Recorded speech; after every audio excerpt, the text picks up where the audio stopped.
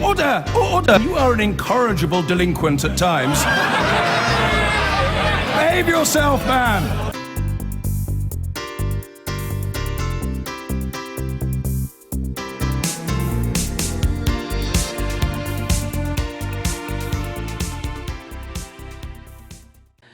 Jeremy Corbyn has called on tens of thousands of NHS staff and patients to defend the service with all their might as he accused the Conservatives of trying to destroy it. He was addressing huge crowds at a rally after demonstrators marched through Westminster to demand an increase in health spending. Sky's Laura Bundock was there.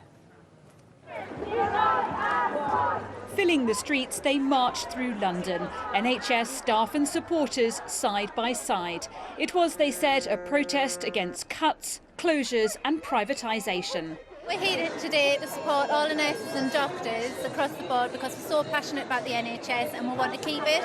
Doctors, nurses, people that work throughout the National Health Service, they know what the game is, they know what the scam is, and it's about running it down and then presenting privatisation as the only cure. Before accepting my dream job to work in one of the greatest children's hospitals, I'm going to have to think, can I seriously afford this? Can I afford my rent and everything like that? And we're all gonna shine a light together.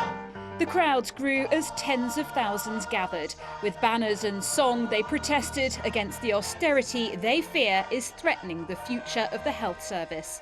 The Tories and the coalition before them managed to cut taxes on big business.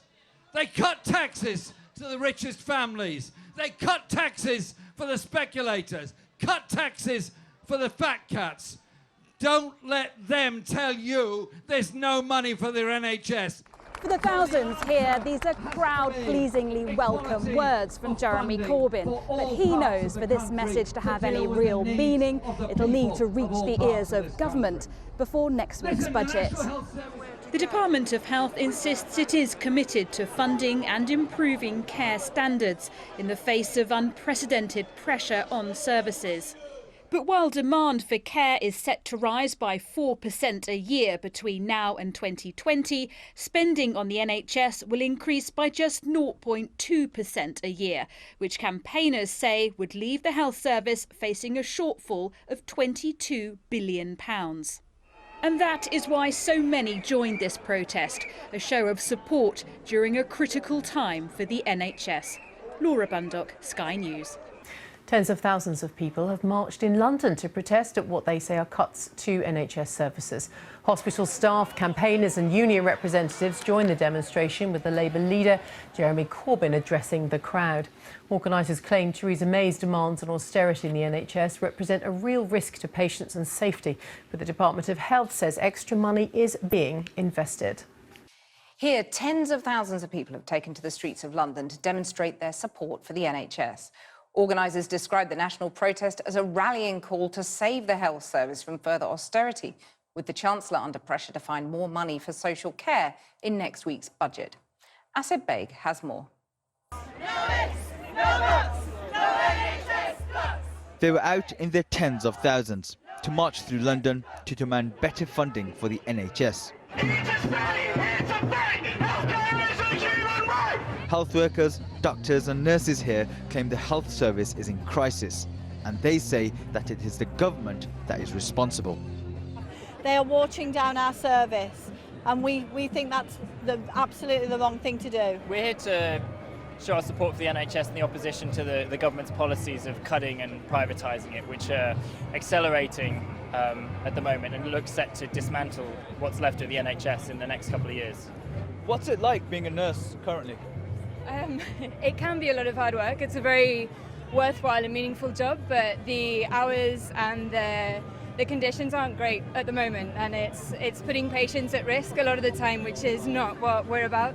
It's very sad, especially when you have to go in and they're cancelling an operation because they haven't got the staff or the beds. Many hospital trusts are currently in debt, and some hospitals face closure in the coming months. The Royal College of Nursing also announced today that record numbers of nursing staff applied for hardship grants last year. Pay levels have been held below inflation levels for the last 6 years. A Department of Health spokesperson said, We are committed to the NHS, which is why we're investing £10 billion in its own plan for the future, including £4 billion extra this year to transform services and improve standards of care. But in the autumn statement, the government failed to mention the NHS at all. There's a real strength of feeling amongst protesters here, and their message is loud and clear.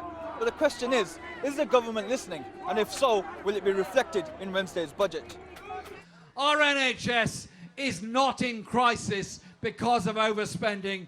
It's in crisis because of underfunding, a crisis made down there in Downing Street. A rousing speech from the Labour leader, following last week's by-election defeat in Copeland, which led to speculation that some of his biggest trade union backers may withdraw their support. But today, the Unite General Secretary stood by his man. There's always questions when there's defeats, but you're asking me a simple question. Do I support Jeremy Corbyn? He's the leader of our Labour Party. I always support the leader of our Labour Party, and this man is a man of principle. As the government lays out its spending plans for next week, all eyes here will be on what the Chancellor has in store and whether what he offers can appease those protesting today. Asad Beg reporting. I've been getting away with